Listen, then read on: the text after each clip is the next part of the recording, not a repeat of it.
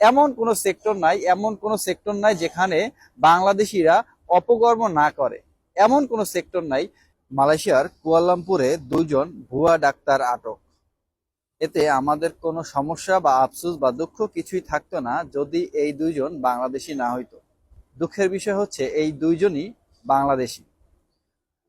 পুত্রাজয়ের একটা immigration team গতকালকে মালয়েশিয়ার কুয়ালালামপুর থেকে এই 2জনকে আটক করে এবং সেখানে বিপুল পরিমাণ অবৈধ ঔষধ, যেগুলোর কোনো এক্সপোর্ট ইম্পোর্ট লাইসেন্স অথবা কোনো বৈধতা ছিল না, বিপুল পরিমাণ ঔষধ ওইখানে পাওয়া গেছে এবং তারা দীর্ঘদিন যাবত নাকি এখানে চিকিৎসা সেবা দিয়ে আসতেছে। কিন্তু তাদের ওই ধরনের কোনো লাইসেন্স অথবা তারা কোনো আসল ডক্টর না বলে জানিয়েছেন পুত্রাজয় ইমিগ্রেশনের সদস্যরা।